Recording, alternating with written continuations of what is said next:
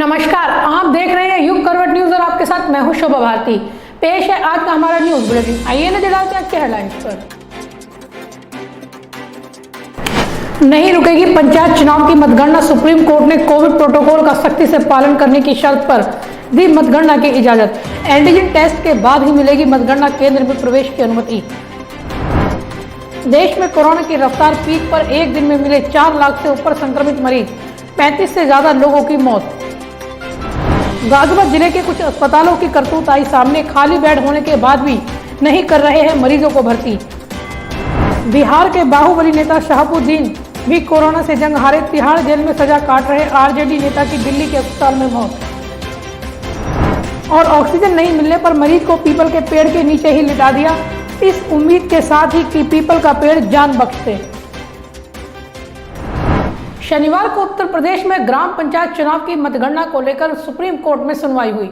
सुनवाई के दौरान कोर्ट ने कोविड प्रोटोकॉल के सख्ती से पालन करने की हिदायत के साथ मतगणना करने की इजाजत दे दी है। यानी रविवार को यूपी के जिलों में ग्राम पंचायत चुनाव की मतगणना पूर्व निर्धारित कार्यक्रम के तहत होगी। हालांकि केंद्र पर एंटीजन टेस्ट के बाद ही प्रवेश दिया जाएगा। कोरोना संक्रमण के चलते यूपी में पंचायत चुनाव की मतगणना रोकने की याचिका पर शनिवार को सुनवाई करते हुए सुप्रीम कोर्ट ने अपना फैसला सुना दिया है। सुप्रीम कोर्ट ने यूपी पंचायत चुनाव की मतगणना कराने की इजाज़त दे दी है, लेकिन जीत के बाद जश्न पर रोक लगाई गई है। सुप्रीम कोर्ट ने अपने आदेश में कहा है कि हमने राज्य चुनाव आयोग की ओर से रखी गई बातों को नोट किया। हम इलाहाबाद हाई कोर्ट के आदेश में दखल देने की ज़रूरत नहीं समझते। सुप्रीम कोर्ट ने कहा कि जो प्रोटोकॉल हमारे सामने रखा गया है उसका पूरी तरह पालन हो। मतगणना केंद्र के बाहर सख्त कर्फ्यू हो और कोई विजय रैली ना निकाली जाए। इसके साथ ही यूपी पंचायत चुनाव की मतगणना पूर्व निर्धारित कार्यक्रम के मुताबिक 2 मई को ही कराए जाने का रास्ता साफ हो गया है। हर मतगणना केंद्र पर एंटीजन टेस्ट का इंतजाम रहेगा। मतगणना केंद्र पर सैनिटाइजेशन का भी ध्यान रखा जाएगा। सुप्रीम कोर्ट ने राज्य चुनाव आयोग से जारी किए गए दिशा निर्देश मांगे।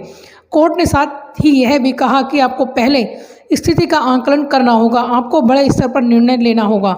इस पर राज्य चुनाव आयोग ने कहा कि यूपी में गणना के साथ आगे बढ़ने का निर्णय ले लिया गया है। हालांकि सुनवाई के दौरान सुप्रीम कोर्ट ने राज्य चुनाव आयोग से पूछा कि क्या मतगणना कराना ज़रूरी है, क्या इसको स्थगित नहीं किया जा सकता। अगर 3 हफ्ते टाल दिया जाए तो आसमान नहीं टूट पड़ेगा। इस पर आयोग की ओर से कहा गया है कि मेडिकल एक्सपर्ट से बात करने के बाद काउंटिंग कराने का फैसला लिया गया है। यूपी सरकार की ओर से कोर्ट को बताया गया कि मतगणना टालने से प्रदेश में मई के मध्य तक संभावित कोरोना के पीक से पहले इस लड़ाई में 5 लाख से अधिक निर्वाचित प्रतिनिधियों से वंचित हो जाएंगे। कोर्ट ने पूछा कि आपने नवीनतम कदम क्या उठाया है। एएसजी ने कोर्ट को बताया कि काउंटिंग के समय सोशल डिस्टेंस और मास्क अनिवार्य है। राज्य चुनाव आयोग ने मतदान और काउंटिंग का डेटा कोर्ट को दिया है। 2 लाख सीटों के लिए गिनती आवश्यक है। सुप्रीम कोर्ट ने पूछा कि क्या आप एंट्री पॉइंट पर तापमान नापते हैं, सैनिटाइजेशन की क्या व्यवस्था है। इस पर आयोग ने कहा कि सभी निर्धारित मानकों का पालन किया जाएगा। जिसमें भी कोरोना के लक्षण दिखेंगे उसे एंट्री नहीं दी जाएगी। काउंटिंग सेंटर पर अधिक से अधिक दूरी रखी जाएगी। सुप्रीम कोर्ट ने कहा कि हम आज की स्थिति पर विचार करना होगा। आप हमें अतीत के बारे में बताते रहेंगे, आज की स्थिति अलग है। ब्यूरो रिपोर्ट, युग करवट न्यूज। कोरोना को हल्के में लेने की गलती ना करे, घर पर ही रहे, जरूरी हो तभी घर से निकले, क्योंकि आपके परिवार में आपका कोई इंतजार कर रहा है।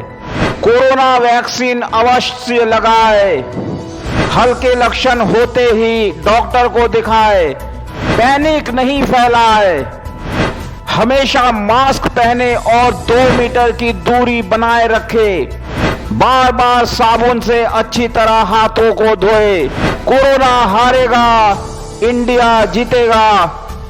युग करवट की ओर से जनहित में जारी।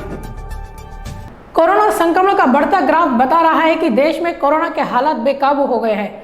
स्वास्थ्य मंत्रालय की ओर से जारी आंकड़ों के मुताबिक कोरोना के नए मामले सामने आने के बाद देश में कुल संक्रमित मरीजों की संख्या 1,91,64,969 हो गई है। वहीं पिछले 24 घंटे में कोरोना वायरस संक्रमण के 4,01,993 नए मामले सामने आए हैं, जबकि 3,523 लोगों की मौत हुई है। यह अब तक का सबसे अधिक आंकड़ा है। देश में कोरोना वायरस की दूसरी लहर में कोरोना संक्रमित मरीजों की संख्या तेजी से बढ़ रही है। कोरोना संक्रमण का बढ़ता ग्राफ बता रहा है कि देश में कोरोना के हालात बेकाबू हो गए हैं। स्वास्थ्य मंत्रालय की ओर से जारी आंकड़ों के मुताबिक कोरोना के नए मामले सामने आने के बाद देश में कुल संक्रमितों की संख्या 1,91,64,959 हो गई है। पिछले 24 घंटे में कोरोना वायरस संक्रमण के 4,01,993 नए मामले सामने आए हैं, जबकि 3,523 लोगों की मौत हुई है। स्वास्थ्य मंत्रालय के अनुसार देश में अब तक 1,56,84,400 लोग रिकवर हो चुके हैं, जबकि इस समय 32,68,710 एक्टिव केस हैं। पिछले 24 घंटे में हुई मौत के बाद देश में मृतकों की संख्या बढ़कर अब 2,11,853 हो गई है। ICMR के मुताबिक देश में पिछले 24 घंटे के अंदर 19,45,299 कोरोना की जांच की गई है। कोरोना से महाराष्ट्र में हालात सबसे ज़्यादा खराब हैं। राज्य में 24 घंटे में 62,999 नए कोरोना मरीज सामने आए, जबकि 69,710 लोग रिकवर हुए हैं। पिछले 24 घंटे में कोरोना से 828 मरीजों की मौत हो गई है। बिहार में कोरोना संक्रमण के कारण पिछले 24 घंटे के दौरान मुख्य सचिव समेत 80 और लोगों की मौत हो गई, जिसके बाद प्रदेश में संक्रमण से मरने वालों की संख्या 2,560 हो गई। प्रदेश में अब तक संक्रमित हुए लोगों की संख्या बढ़कर 4,70,317 हो गई है। उत्तर प्रदेश में भी बीते 24 घंटे में 34,372 नए कोरोना संक्रमित पाए गए। पिछले 24 घंटे के अंदर 32,494 लोग रिकवर हुए हैं, जबकि 332 लोगों की मौत हो गई है। राज्य में अब तक 12,92,000 लोग संक्रमित हो चुके हैं। इनमें से 9,28,000 रिकवर हो चुके हैं, जबकि 12,570 मरीजों ने दम तोड़ दिया है। राज्य में अभी भी 3,10,000 मरीजों का इलाज चल रहा है। ब्यूरो रिपोर्ट, युग करवट न्यूज़। समय से इलाज न मिलने के कारण जहां एक और संक्रमित मरीज दम तोड़ रहे हैं, वहीं गाजियाबाद जिले के कुछ अस्पतालों की ऐसी करतूत सामने आई है जिससे हर कोई हैरान है। अस्पताल में बेड खाली होने के बाद भी जिले के 2 अस्पताल जगह न होने के कारण मरीजों को भर्ती नहीं कर रहे थे। दोनों अस्पतालों में छापेमारी की गई तो इस खेल का भांडाफोड़ हुआ। मौके पर कई बेड और ICU बेड खाली मिले तो वहीं बेवजह मरीज भर्ती भी मिले। दोनों अस्पतालों का लाइसेंस निरस्त करने की संस्तुति जांच टीम ने की है। एक और जहां कोविड अस्पतालों में इलाज कराने के लिए मरीजों के परिजन डॉक्टर से लेकर अधिकारियों से गुहार लगा रहे हैं, तो वहीं दूसरी ओर गाजियाबाद जिले के कोविड अस्पताल खाली बेड को फुल बताकर मरीजों की जान से खिलवाड़ करने से बाज नहीं आ रहे। इतना ही नहीं, यह अस्पताल मरीजों से मोटी फीस लेकर 5 स्टार सुविधा दे रहे हैं। मरीज ठीक होने के बाद भी अस्पताल से डिस्चार्ज नहीं कर रहे हैं, जिसकी वजह से कई मरीजों की इलाज न मिलने से अब तक जान जा चुकी है। जिले के अधिकारियों की टीम ने जब 2 निजी कोविड अस्पतालों में छापा मारा तो उनकी पोल खुलकर सामने आ गई। कोविड अस्पतालों में मरीजों को इलाज नहीं मिलने की शिकायत लगातार आने के बाद जिला प्रशासन ने सख्ती करना शुरू की, तो जो हकीकत सामने आई उससे अधिकारियों के भी होश उड़ गए। शुक्रवार को SDM खालिद अंजुम, नगर स्वास्थ्य अधिकारी डॉक्टर मिथिलेश कुमार ने संयुक्त रूप से नया बस अड्डा स्थित सुशीला अस्पताल का निरीक्षण किया। अस्पताल द्वारा सूचना दी गई थी कि उनके यहाँ ICU बेड नहीं है।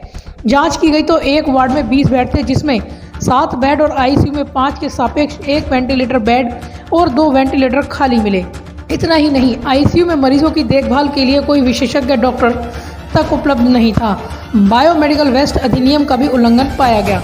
उसके बाद टीम ने जिले के ही दूसरे पैलेटिव अस्पताल का निरीक्षण किया तो यहाँ पर भी 10 ICU बेड के सापेक्ष 3 ICU बेड और 4 वेंटिलेटर खाली मिले। वार्ड में 20 बेड के सापेक्ष 7 खाली मिले। एक स्वास्थ्य भर्ती व्यक्ति मिला तो वहीं 2 मरीज बिना कोविड रिपोर्ट और CT रिपोर्ट के भर्ती पाए गए, तो वहीं एक नॉन कोविड महिला मरीज कोविड वार्ड में भर्ती मिली। इतना ही नहीं, मौके पर ICU समेत कोविड वार्ड के अंदर कोई स्टाफ PPE किट में नहीं मिला। मानक के अनुसार कोई दक्ष डॉक्टर मौजूद नहीं था, केवल फिजियोथेरेपिस्ट चिकित्सक मौजूद रहे। इन दोनों अस्पतालों की इस लापरवाही पर टीम ने पंजीकरण निरस्त करने की संस्तुति शासन से की है। प्राइवेट अस्पतालों में इन दिनों सेटिंग का खेल खूब चल रहा है।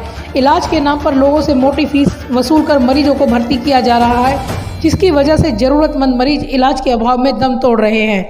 अब तक कई अस्पतालों में इस तरह के खेल का खुलासा हो चुका है। अगर टीम नियमित रूप से अस्पतालों का निरीक्षण शुरू कर दे तो ज़रूरतमंद मरीजों को इलाज मिल सकता है, जिससे इस संक्रमण पर काबू पाया जा सकता है। ब्यूरो रिपोर्ट, युग करवट न्यूज़।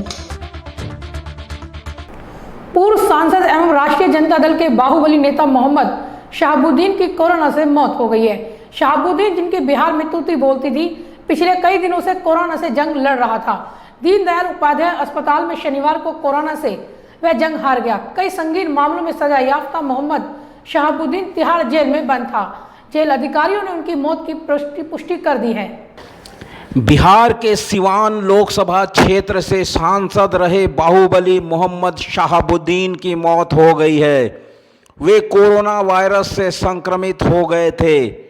कोरोना संक्रमित होने के बाद शहाबुद्दीन को दिल्ली के दीनदयाल उपाध्याय अस्पताल में भर्ती कराया गया था, जहां शनिवार को उपचार के दौरान उन्होंने दम तोड़ दिया। हत्या के कई मामले में सजा याफ्ता शहाबुद्दीन दिल्ली की तिहाड़ जेल में बंद थे। तिहाड़ जेल के डीजी संदीप गोयल ने शहाबुद्दीन के निधन की पुष्टि की है। वहीं आरजेडी नेता तेजस्वी यादव ने शहाबुद्दीन के निधन पर ट्वीट कर शोक व्यक्त किया है। इससे पहले तिहाड़ जेल प्रशासन ने शहाबुद्दीन के निधन की खबरों का खंडन करते हुए कहा था कि डीडीयू अस्पताल में उनका उपचार चल रहा है। हालांकि उनकी हालत गंभीर बनी हुई है। ब्यूरो रिपोर्ट, युग करवट न्यूज। कोरोना को हल्के में ना लें, घर पर ही रहें। जरूरी हो तभी घर से बाहर निकलें, क्योंकि परिवार में आपका कोई इंतजार कर रहा है। कोरोना वैक्सीन अवश्य लगवाएं। हल्के लक्षण दिखते ही डॉक्टर को दिखाएं। पैनिक ना फैलाएं।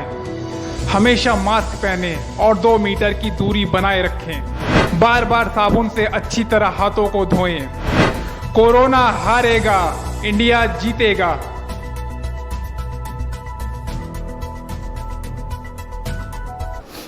ऑक्सीजन की कमी से सिर्फ बड़े शहरों के मरीज और उनके तीमारदार ही परेशान नहीं हैं, बल्कि छोटे शहरों के मरीजों को भी ऑक्सीजन नहीं मिल रही है। ऑक्सीजन नहीं मिलने पर जिंदगी बचाने की आस में एक मरीज के परिजनों ने उसको पीपल के पेड़ के नीचे लिटा दिया। यह घटना शाहजहांपुर की है। मरीज को कई अस्पतालों में ले जाया गया, लेकिन ऑक्सीजन नहीं मिली तो अस्पताल के बाहर पीपल के एक पेड़ के नीचे ही मरीज को लिटा दिया। यहाँ पे लोग क्यों जमा हैं? यहाँ पे लोग ऑक्सीजन की वजह से जमा है। सरकार ऑक्सीजन का झूठा दिलासा दे रही है। ऑक्सीजन की कोई कमी नहीं, ऑक्सीजन कोई कमी नहीं। ऑक्सीजन की कमी ना होती तो इन मरीजों को अस्पताल में क्यों नहीं लिया जा रहा है? ऑक्सीजन ना होने की वजह से जितने लोग यहाँ लोग आ रहे हैं, जा रहे हैं, आ रहे हैं, जा रहे हैं, ऑक्सीजन की बगैर यहाँ लोगों को यहाँ राहत मिल रही है। इसलिए लोग यहाँ पीपल के वृक्ष के नीचे अपना आश्रय लिए पड़े हैं कि कुछ आस है उन्हें कि ऑक्सीजन यहाँ मिलेगी। हमारे बच्चों को, हमारे फैमिली के जो भी लोग यहाँ आ रहे हैं, जा रहे हैं, तो उन्हें कुछ ना कुछ यहाँ राहत मिल रही है। यहाँ पर कहाँ से लोग पहुँच रहे हैं? कुछ यहाँ पे कस्बा के काफ़ी लोग आ रहे हैं, इधर उधर के लोग जो आस पड़ोस के लोग हैं या आस पड़ोस के मोहल्ले के लोग हैं, उन लोगों को यहाँ वृक्ष के नीचे राहत मिली है, तो वो दिन रात यहीं पे पड़े हुए हैं, यहीं पे अपना डेरा डाले हुए हैं इस आश्रय को कि यहाँ पे हम लोग सुरक्षित हैं। गाजियाबाद जिले में कोरोना संक्रमण 6 गुनी रफ्तार से पैर पसार रहा है। जिले में गत महीनों में संक्रमण से इतनी मौतें नहीं हुई जितनी महज अप्रैल में ही हो गई। आंकड़ों को देखें तो अप्रैल में संक्रमण से 107 मौतें हो चुकी हैं, जबकि पिछले 11 महीने में कुल 97 मरीजों ने संक्रमण से जान गंवाई थी। बीते 24 घंटे में जिले में 1375 नए संक्रमण के मामले दर्ज किए गए हैं, जो अब तक का सबसे बड़ा आंकड़ा है। गाजियाबाद जिले में तेजी से कोरोना संक्रमण बढ़ रहा है। बीते 24 घंटे में जिले में 1375 नए संक्रमण के मामले आए हैं, जो अब तक की सबसे बड़ी संख्या है। तो वहीं 17 मौतें भी एक दिन में हुई हैं। जिले में अब तक संक्रमण के मरीजों की संख्या 46,971 पहुंच गई है, जिसमें महज अप्रैल माह में ही 12,667 लोग कोरोना की चपेट में आ गए हैं। बीते कई दिन संक्रमण से ठीक होने वाले मरीजों की संख्या में इजाफा हुआ था, लेकिन एक बार फिर संक्रमण मुक्त मरीजों की संख्या कम होने लगी है और संक्रमित मरीजों का आंकड़ा तेजी से बढ़ने लगा। 27 अप्रैल को 1068 नए मामले दर्ज किए गए थे, लेकिन बीते 24 घंटे में जिले में एक बार फिर संक्रमण के 1375 नए मामलों ने चिंता और बढ़ा दी है। मौत का आंकड़ा भी जिले में लगातार बढ़ रहा है। दिसंबर से लेकर फरवरी तक जिले में संक्रमण से कोई मौत दर्ज नहीं की गई थी, लेकिन मार्च के आखिरी सप्ताह से शुरू हुआ मौतों का सिलसिला अप्रैल माह की समाप्ति तक जारी रहा। अकेले अप्रैल माह में ही कोरोना से 107 लोगों की जान जा चुकी है, जो अब तक का सबसे बड़ा आंकड़ा है। बीते 11 महीनों में संक्रमण से मरने वालों की कुल संख्या 97 थी। अप्रैल माह में कोरोना ने सबसे अधिक कहर बरपाया है। यूपी में भी बीते 24 घंटे में संक्रमण के 34,626 नए मामले दर्ज किए गए हैं, जिनमें से 332 लोगों की मौत हो गई है। वहीं यूपी में बने हॉटस्पॉट लखनऊ में संक्रमण के मामलों में कमी देखी जा रही है। लखनऊ में पहले जहां संक्रमण के मामले 5,000 की संख्या को पार कर रहे थे, वहीं अब संक्रमण दर घटकर 3,958 तक पहुंच गई है। लेकिन देश की राजधानी से सटे गाजियाबाद गौतम बुद्ध नगर में संक्रमण तेजी से बढ़ रहा है। ब्यूरो रिपोर्ट, युग करवट न्यूज। समाजवादी पार्टी के वरिष्ठ नेता एवं रामपुर के सांसद मोहम्मद आजम खान भी कोरोना पॉजिटिव हो गए हैं। वे सीतापुर जेल में बंद हैं। जेल में ही उनका इलाज चल रहा है। सर्दी जुकाम होने पर आजम खान के स्वास्थ्य की जांच कराई गई थी, जिसमें वे कोरोना पॉजिटिव पाए गए हैं। फिलहाल उनकी हालत स्थिर है। समाजवादी पार्टी के वरिष्ठ नेता और रामपुर से सांसद मोहम्मद आजम खान कोरोना पॉजिटिव पाए गए हैं। पिछले साल फरवरी से सीतापुर जेल में बंद आजम खान की शुक्रवार को RT-PCR रिपोर्ट पॉजिटिव आई थी, जिसके बाद जेल के ही अस्पताल में उनका इलाज चल रहा है। जेल प्रशासन की ओर से उनकी बेहतर चिकित्सा के लिए सारे इंतजाम किए गए हैं। जेलर RS यादव के मुताबिक गुरुवार को आजम खान की एंटीजन रिपोर्ट पॉजिटिव आने के बाद उनकी RT-PCR जांच कराई गई थी, जो शुक्रवार रात पॉजिटिव आई है। उन्होंने बताया कि आजम खान की स्थिति स्थिर है और उन्हें तमाम आवश्यक चिकित्सा सुविधाएं दी जा रही है। कुछ दिनों से आजम खान को सर्दी और जुकाम की शिकायत थी। ब्यूरो रिपोर्ट, युग करवट न्यूज। प्रधानमंत्री नरेंद्र मोदी ने शनिवार को बिना सुरक्षा दिल्ली के शीशगंज गुरुद्वारे में मत्था टेका। गुरु तेग बहादुर जी के 400वें प्रकाश उत्सव पर प्रधानमंत्री नरेंद्र मोदी ने लोगों को बधाई दी। मोदी शनिवार को बिना सुरक्षा तामझाम के अचानक शीशगंज गुरुद्वारा पहुंचे। उस समय वहां 100 से अधिक लोग मौजूद थे। प्रधानमंत्री ने गुरुद्वारा प्रबंधक कमेटी के सदस्यों से मुलाकात की। प्रधानमंत्री नरेंद्र मोदी शनिवार को अचानक बिना किसी सुरक्षा के दिल्ली के शीशगंज गुरुद्वारा साहिब पहुंचे। प्रधानमंत्री नरेंद्र मोदी ने गुरु तेग बहादुर के 400वें प्रकाश पर्व पर गुरुद्वारा में मत्था टेका। प्रधानमंत्री मोदी यहां गुरुद्वारा प्रबंधक कमेटी के लोगों से भी मुलाकात की। प्रधानमंत्री जिस समय गुरुद्वारा पहुंचे उस समय गुरुद्वारे में करीब 100 से अधिक लोग मौजूद थे। प्रधानमंत्री ने विशेष सुरक्षा के बिना ही गुरुद्वारा का दौरा किया।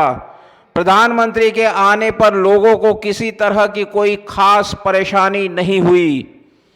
प्रधानमंत्री नरेंद्र मोदी जिस समय गुरुद्वारा गए उस समय सड़कों पर किसी तरह की पुलिस व्यवस्था नहीं की गई थी। आम लोगों की सुविधा को ध्यान देते हुए ना ही अवरोधक लगाए गए थे। मोदी ने ट्वीट कर लोगों को गुरु तेग बहादुर के 400वें प्रकाश पर्व पर बधाई दी।